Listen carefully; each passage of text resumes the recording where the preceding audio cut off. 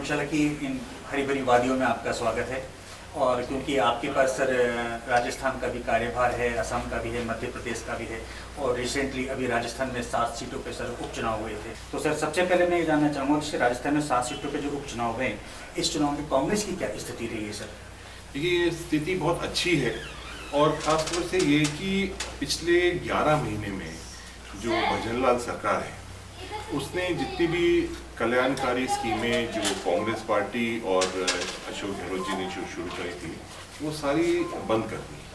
और 11 महीने के अंदर ना बिजली आ रही है, ना खाद मिल रहा है, ना बीज मिल रहा है, और यहाँ तक कि जो पेंशन है वो भी 4-4 महीने से लोगों को, गरीबों को नहीं मिली, बुजुर्गों को नहीं मिल पाई। तो लोग 11 महीने में ऐसा लग रहा है इतनी एंटी इनकम्बेंसी आ गई है कि बहुत ही उनकी एक मुश्किल हो रही है। यहाँ तक कि मंत्री, मुख्यमंत्री और सारे नेता जा रहे हैं गांव में, और गांव वाले सवाल पूछ रहे हैं, वो अपनी बात भी नहीं कह पा रहे, वोट भी नहीं मांग पा रहे हैं, और जनता पूछ रही है कि पिछले 11 महीने में तुमने क्या करा।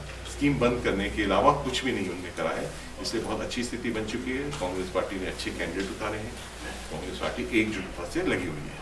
सर चुनाव परिणाम 23 नवंबर को आएंगे जी। तो आपको क्या लगता है कि सर कांग्रेस के पक्ष में कितनी सीटें आ सकती हैं सर? देखिए, अधिकांश सीटें हमारी आ रही हैं। हमारे अलवर में भी है, जहाँ मेरा गृह जिला है, वहाँ रामगढ़ सीट है, उपचुनाव हो रहा है। वहाँ हमारे बहुत ही सीनियर नेता थे जुबेर खान जी, वो संगठन में NSUI youth Congress AICC secretary रहे हैं, उनका निधन हो गया था, उनके बच्चे को दिया है।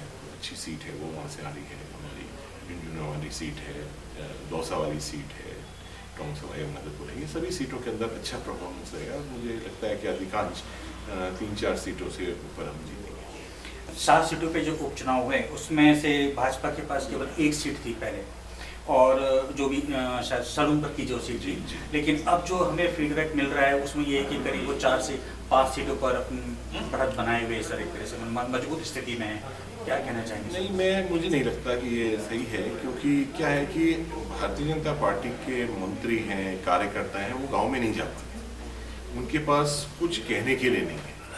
और ये बात मैं ज़रूर इस मौके पर कहना चाहूँगा कि आपकी जो प्रशासन ने जिस तरह का कार्य करा है, भारतीय जनता पार्टी के कार्यकर्ता के रूप में पुलिस काम कर रही है, जिला प्रशासन काम कर रहा है। हमने देखा है कि चुनाव से एक दिन पहले कई 100 लोगों को, 500 लोगों को, यहाँ तक कि मेरे वाले क्षेत्र में कम से कम 500 से 700 लोगों को, चलते हुए लोगों को, रोड पर चल रहे हैं, घर पर बैठे हैं, उनको अरेस्ट कर लिया, 151 में बंद कर दिया, शाम को छोड़ के। तो एक डर और भय का एक माहौल बनाया जा रहा है।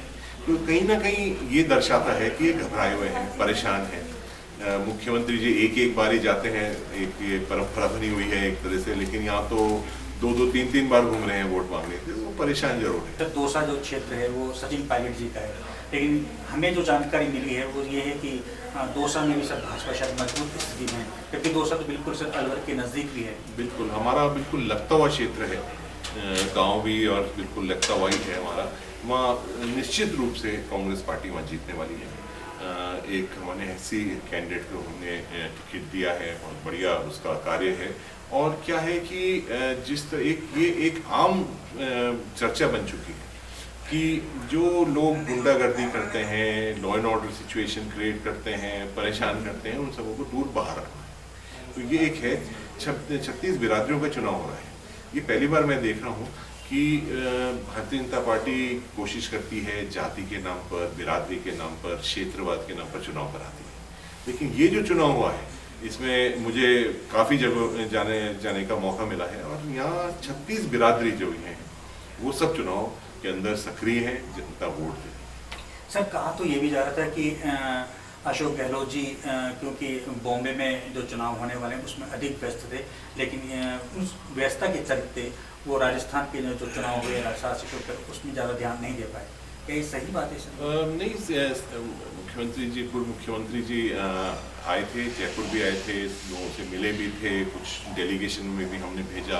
उनके सुपुत्र हैं वैभव गहलोत जी, वो अलवर भी आए थे, रामगढ़ भी आए थे। यहाँ तक कि हमारे और भी नेता हैं, डोटासरा जी पूरे सभी क्षेत्रों में गए हैं, माननीय सचिन पायलट जी भी हर क्षेत्र में गए हैं। तो कांग्रेस पार्टी के जितने भी नेता हैं वो पूरे सक्रिय हैं। और सर, क्योंकि आप अखिल भारतीय कांग्रेस कमेटी के एक बहुत बड़ी सीट पर मौजूद हैं आसाम में, तो मैं आपसे सर ये भी जानना चाहूँगा कि हाल ही में कल शाम को हिमाचल हाई कोर्ट का एक डिसीजन आया था। इसमें सुक्खू सरकार ने जो 6 CPS बनाए थे वो सर उनकी पद वापस ले लिए गए हैं। सरकार हाई कोर्ट ने कहा कि तुरंत प्रभाव से इनको पद से हटाया जाए और जो भी इनको शक्तियाँ और या जो अधिकार दिए गए हैं, जो सुविधाएं दी गई वो भी वापस लिए। क्या कहना चाहेंगे, क्या सुक्खू सरकार पर कोई संकट आ सकता है सर? नहीं, संकट बिल्कुल नहीं आने वाला है। माननीय मुख्यमंत्री जी से कल शाम को ही चर्चा भी हुई थी, इस विषय के ऊपर बात भी हुई थी। मेरे ख्याल से सरकार जो उच्चतम न्यायालय है वहाँ जा रही है इसकी अपील करने के लिए। बाकी माननीय न्यायालय का निर्णय है, इसके ऊपर मैं कोई टिप्पणी नहीं करना चाहूँगा।